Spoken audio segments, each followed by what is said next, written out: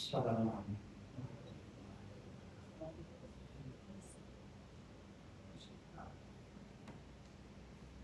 نحمده ونصلي ونسلم على رسوله الكريم أما بعد قال الله تبارك وتعالى أعوذ بالله من الشيطان الرجيم بسم الله الرحمن الرحيم لقد رضي الله عن المؤمنين إذ يبايعونك تحت الشجرة فعلم ما في قلوبهم فأنزل السكينة عليهم وأثابهم فتحا قريبا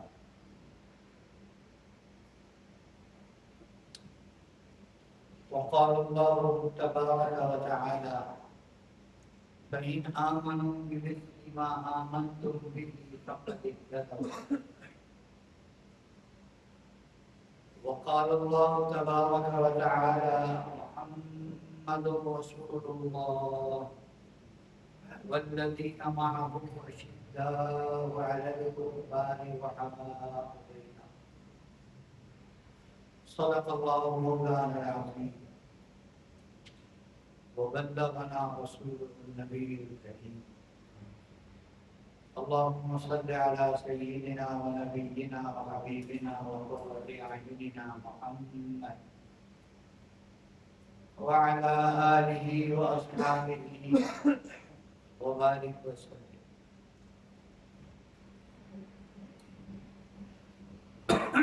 اللہ رب العزت نے حضور اکرم صلی اللہ تعالی علیہ وسلم کو اپنی تمام مخلوق انسانوں سے چنا اور پھر نبیوں میں شامل کر کے تمام نبیوں سے چنا اور ان کو سید الانبیاء بنایا، انبیاء کا امام اور سردار مقرر فرمایا. جس طرح نبی اکرم صلی اللہ علیہ وسلم کو چنا گیا، اسی طرح آپ کے لیے صحابہ کو بھی چنا گیا، آپ کے لیے امت کی عورتوں میں سے ازواج کو بھی چنا گیا، بنات کو بھی چنا گیا، ساتھیوں کو چنا گیا، دامادوں کو چنا گیا، آپ کے لیے سسرال چنے گئے. یہ سب چیزیں جو آپ کے ریلیٹڈ ہیں اور آپ کی پوری امت چنی ہوئی ہے، یہ سارا اہتمام حضور اکرم صلی اللہ علیہ وسلم کی وجہ سے کیا گیا. حضور کے ساتھی صحابہ اس امت کے سب سے بہترین لوگ، اس امت کے سب سے بہترین لوگ، ان سے بڑھ کر انبیاء کے علاوہ، انبیاء کو چھوڑ کر نہ پہلے کوئی ہوا نہ بعد میں کوئی ہوگا. صحابہ کے مرتبے کو کوئی نہیں پہنچ سکتا. اور پھر ان صحابہ میں سے بھی بعض کو اللہ نے بڑے درجات عطا کیے. جن صحابہ کو بڑے بڑے درجات ملے، جنہیں بڑے بڑے فضائل ملے، اور پھر بعضوں کو حضور کی رشتہ داری بھی نصیب ہوئی، ان کا مرتبہ دیگر سے اور بڑھا ہوا ہے. ان میں سے ایک شہید مظلوم مدینہ سیدنا عثمان بن عفان رضی اللہ تعالی عنہ ہے. کسی بڑے آدمی کا کوئی داماد ہو، بڑے فخر کی بات ہوتی ہے، اور پھر نبی کا داماد ہو اور زیادہ فخر کی بات ہے. اور پھر نبی کا دوہرا داماد ہو،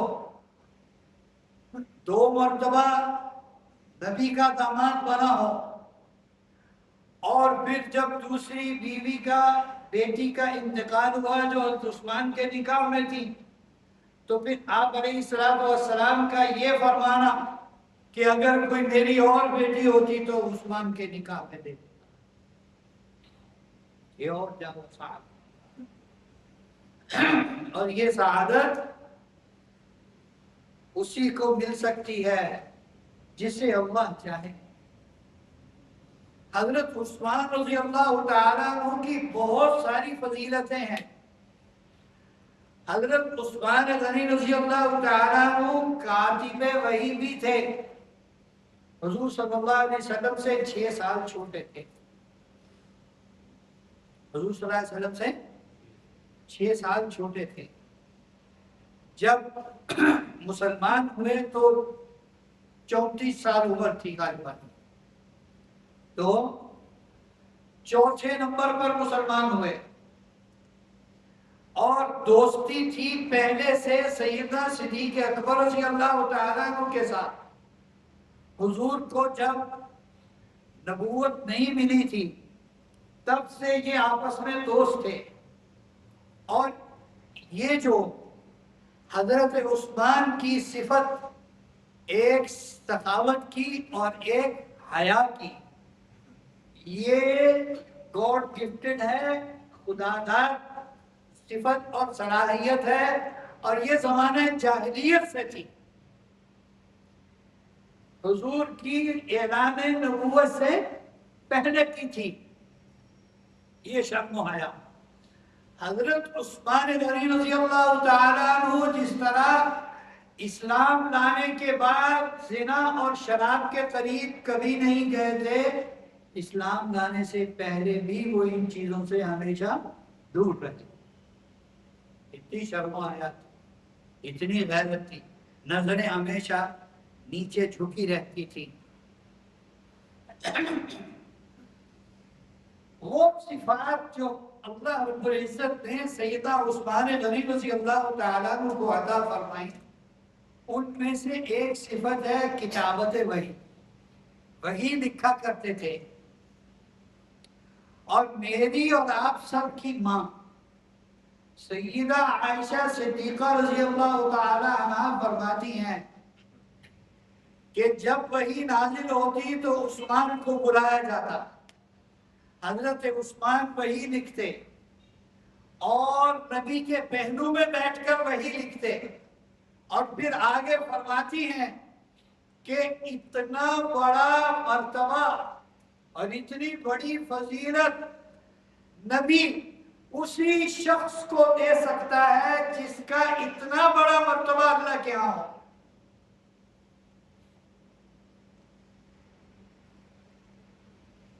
پھر آپ حضرت عثمان رضی اللہ تعالی عنہ کہ اسلام لانے کے بعد کی زندگی پڑھیں،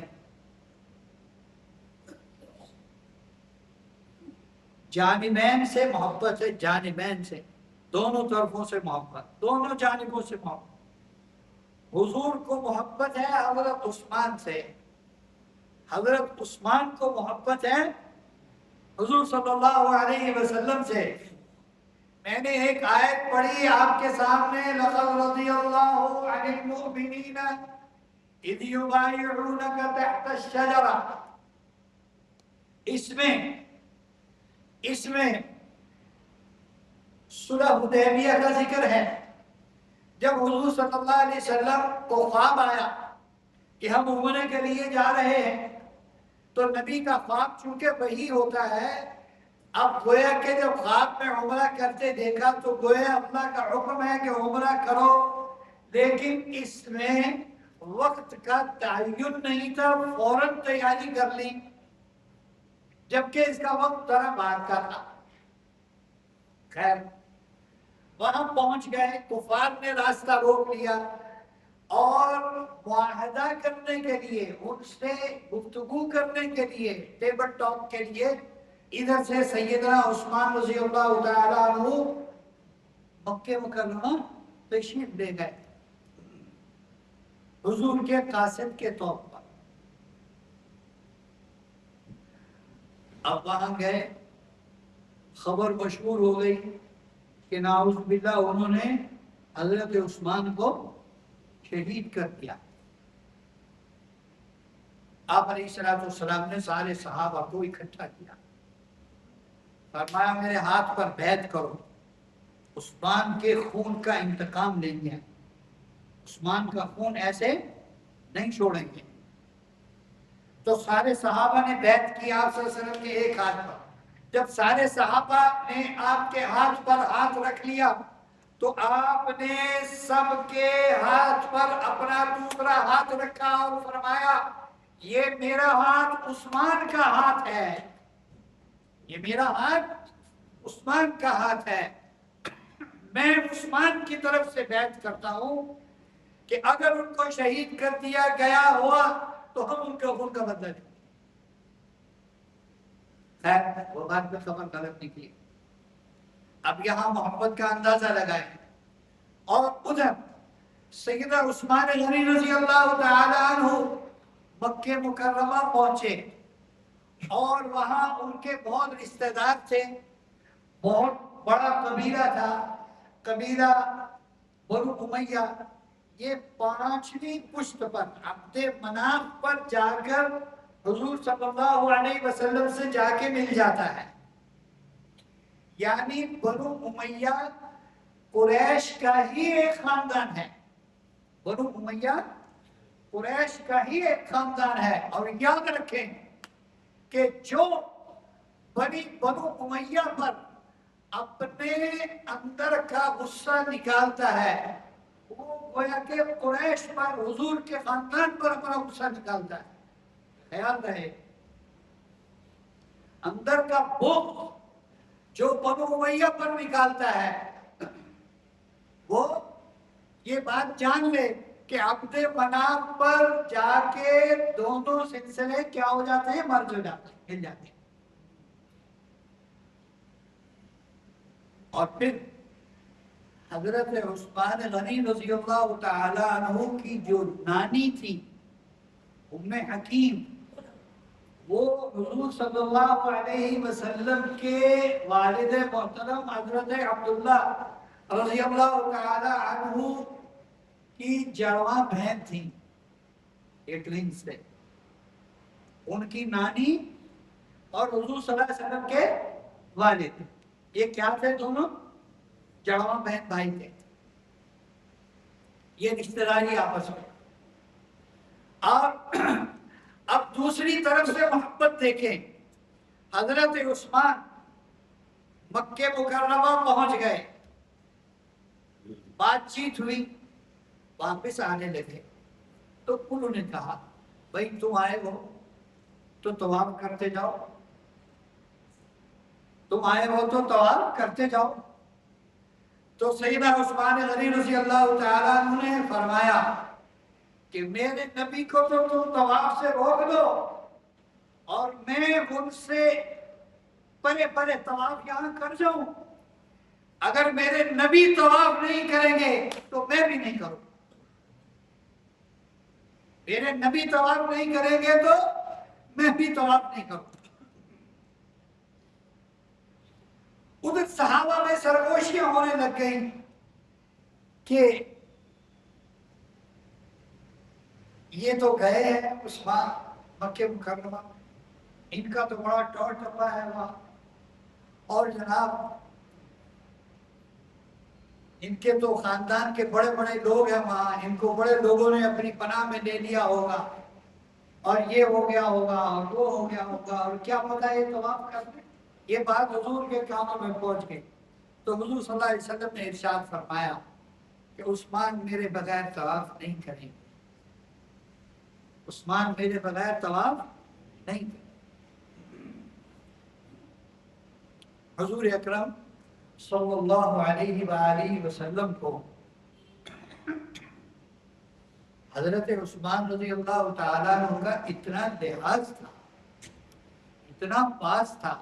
ایک دفعہ حضرت عائشہ رضی اللہ تعالی عنہا کے گھر تشریف فرماتے حضور صلی اللہ علیہ وسلم لیٹے ہوئے تھے، پنڈلی سے کپڑا ہٹا ہوا تھا، بعض روایات میں آتا ہے کہ تھوڑی ران سے بھی کپڑا ہٹا ہوا تھا، تو دروازے پر دستک ہوئی، کون ہے بھائی؟ پتہ لگا سیدہ صدیق اکبر تشریف لائے، آ جاؤ، آ گئے، کپڑا ویسے ہی رہا۔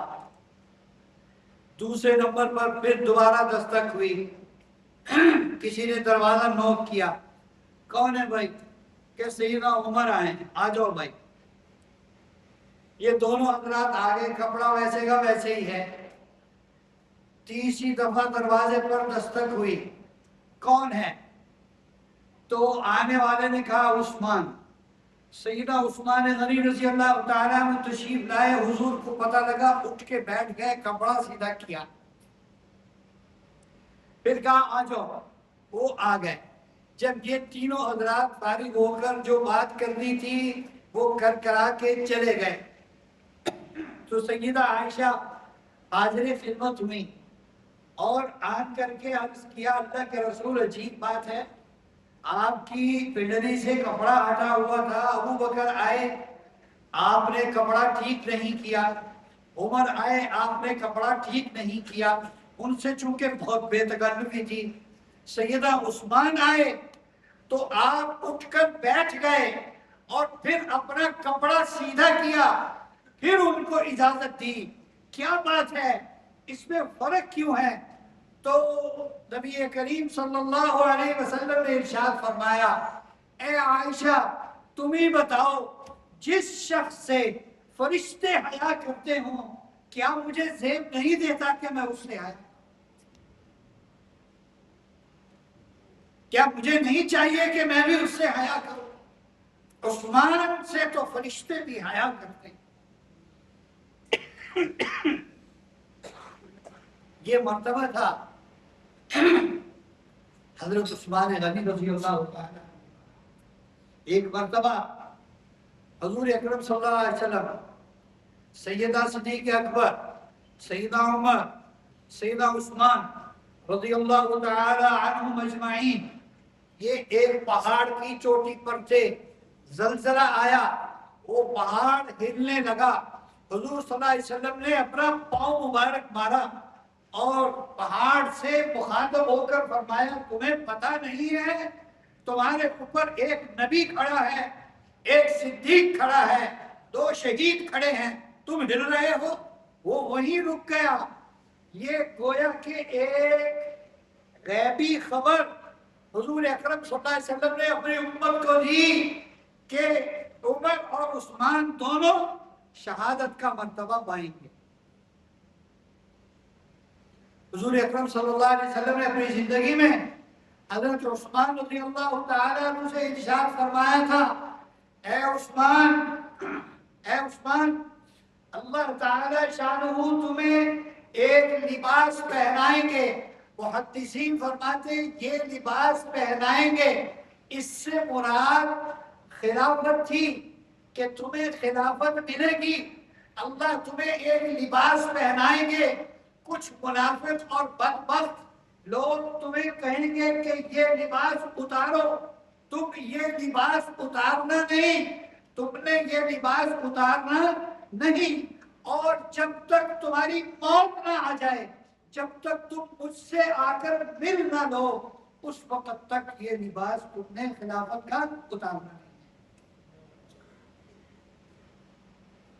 چنانچہ سیدنا عثمان غنی رضی اللہ تعالیٰ عنہ، ان کی صفات اور صفات میں سے حیا اور سخاوت کے کیا ہی کیا قصے ہیں۔ بعض دفعہ اپنا پورا سرمایہ، سارا کیپٹل اللہ کے راستے میں ایک ہی دفعہ دے دیا، ایک ہی دفعہ دے دیا اور نئے سرے سے کام شروع کیا۔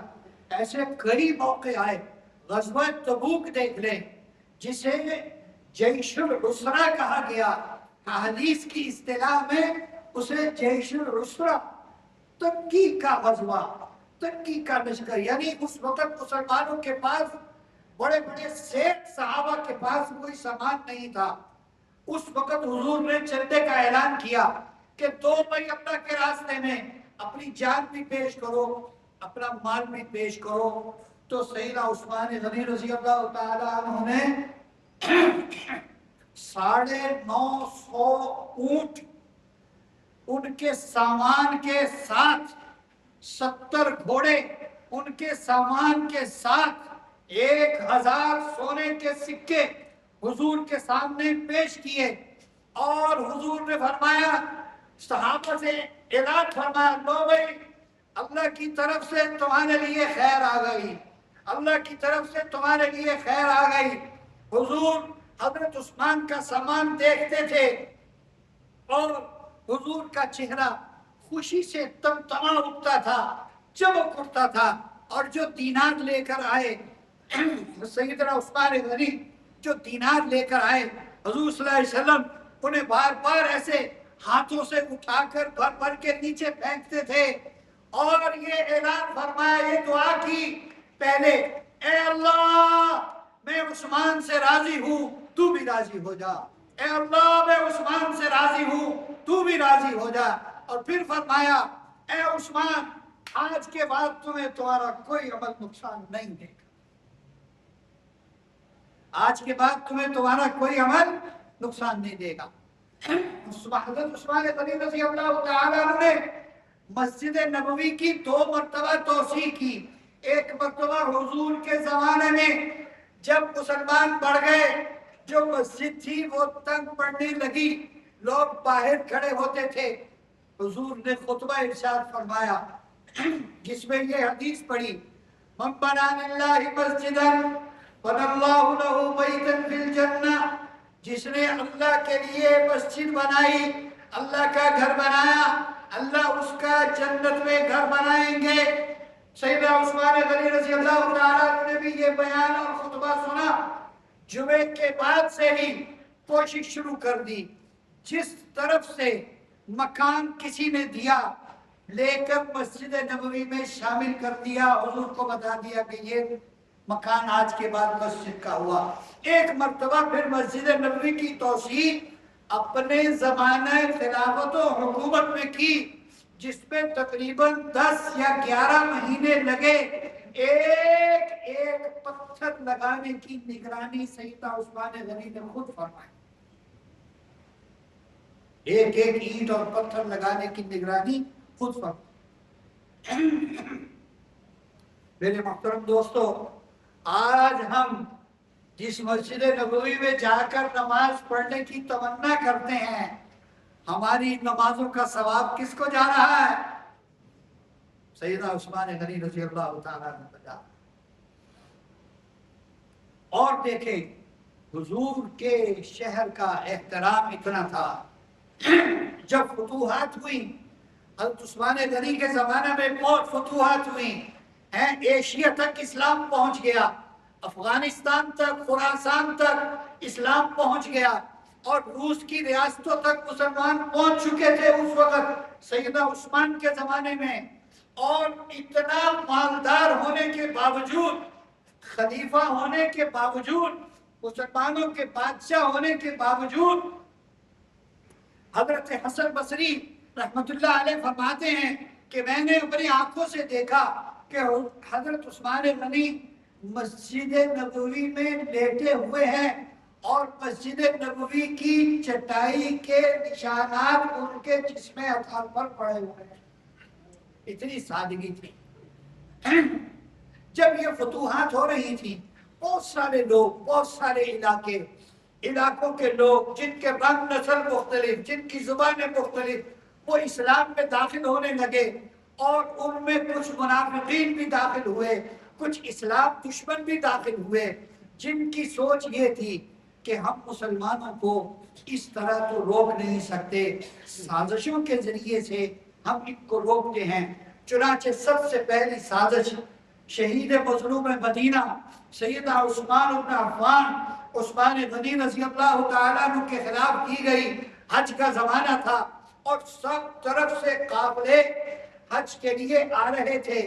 بہت سارے قافلے مدینے سے ہو کر گزرے، کچھ لوگ ایسے جو بدماش تھے، جو فتین تھے، مفسد تھے، اور وہ اسلام کے خلاف سازش تیار کر کے آئے تھے، وہ بجائے حج کو جانے کے مدینہ منورہ میں ہی ٹھہرے،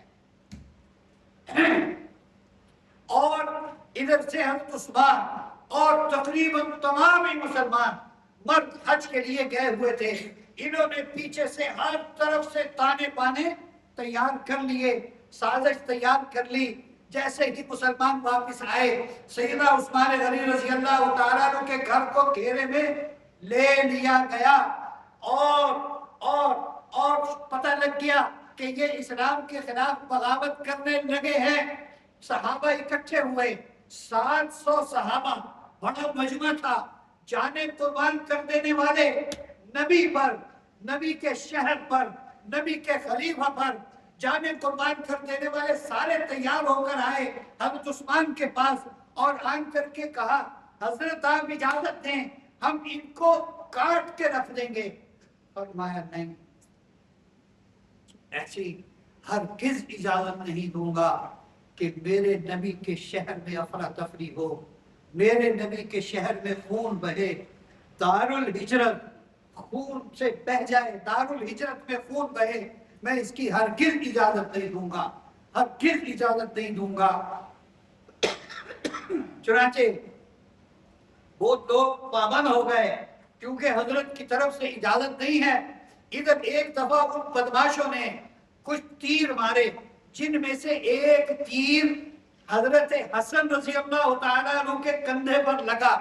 اب حضرت عثمان کی حفاظت کے لیے سارے بڑے بڑے صحابہ اور ان کے بیٹے حضرت حسن، حضرت حسین، حضرت عبداللہ بن عمر اور حضرت عبداللہ ابن زبیر، اس طرح کے سارے جتنے شیر تھے وہ سارے حضرت عثمان کے گھر کے دروازے پر کھڑے ہوئے تھے۔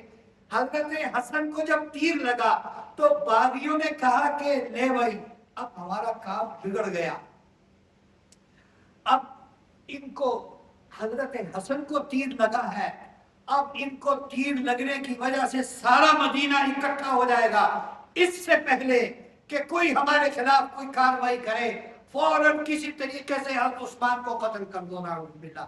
چنانچہ وہ پیچھے سے ہو کر ایک صحابی کے گھر کی چھت سے ہو کر ان کے مکان کے پیچھے سے حضرت عثمان کے گھر داخل ہوئے، اور ایک بدماش نے، ایک بدبخت اور بد نسل نے حضرت عثمان کے یہاں لوہا مارا، لوہے کی سلاخ ماری ماتھے پر، اور قرآن پاک پڑھ رہے تھے، سامنے کھلا ہوا تھا، اور پہلے پارے کا آخری صفحہ فَسَيَكْفِيكَهُمُ اللَّهُ وَهُوَ السَّمِيعُ الْعَلِيمُ صِبْغَةَ اللَّهِ وَمَنْ أَحْسَنُ مِنَ اللَّهِ صِبْغَةً وَنَحْنُ لَهُ عَابِدُونَ۔ یہ آیت پڑھ رہے تھے، اور جب یہاں سے خون نکلا تو خون اسی آیت پر پڑا، صِبْغَةَ اللَّهِ وَمَنْ أَحْسَنُ مِنَ اللَّهِ صِبْغَةً، اللہ کے رنگ میں رنگ جاؤ، اللہ کے رنگ سے بہتر کس کا رنگ ہو سکتا ہے؟ اور وہ اللہ کے رنگ میں رنگ گئے۔ ایک ہاتھ آگے کیا، ایک نے تلوار کا وار کیا، حضرت عثمان کا ہاتھ آگے آیا، وہ ہاتھ کٹ گیا۔ سیدنا عثمان فرمانے لگے، او بدبخت، میں نے اسی ہاتھ سے حضور کے ساتھ بیٹھ کر وحی لکھی ہے، میں نے اسی ہاتھ سے قرآن لکھا ہے، تو نے اس ہاتھ کو کاٹ دیا۔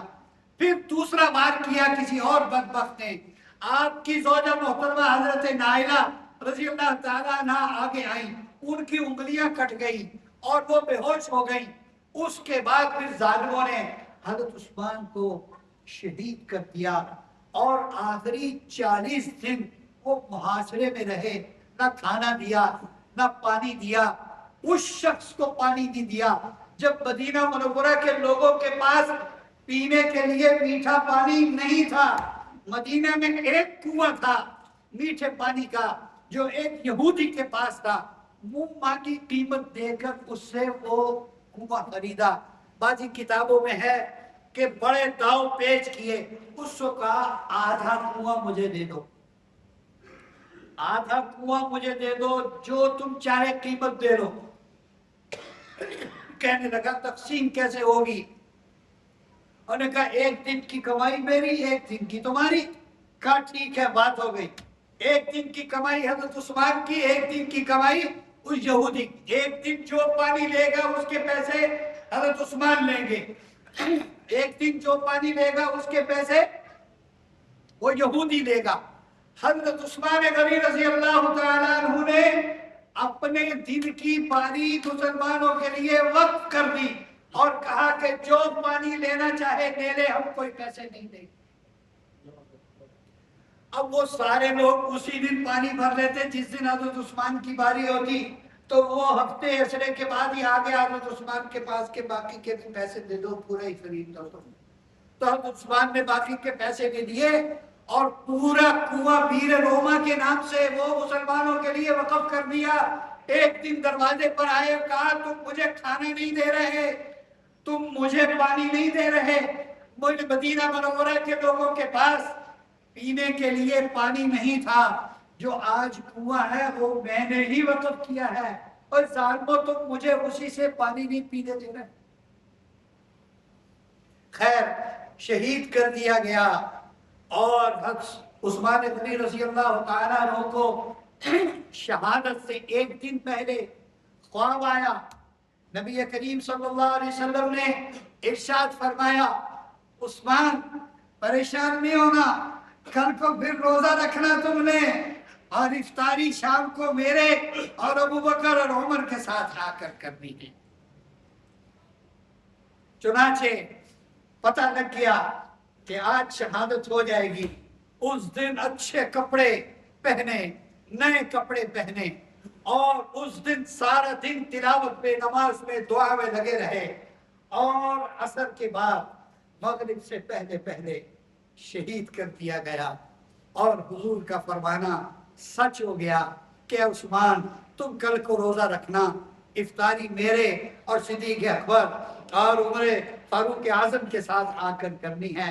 लिहाजा शहीद कर दिया गया और इफ्तारी उन्होंने हुजूर अकरम सल्लल्लाहु अलैहि वसल्लम के साथ जाकर की। अल्लाह हमारे दिलों में सहाबा की मोहब्बत पैदा फरमा दे और हमारी मौत तक इसको हमारे दिल में अल्लाह बाकी रखे।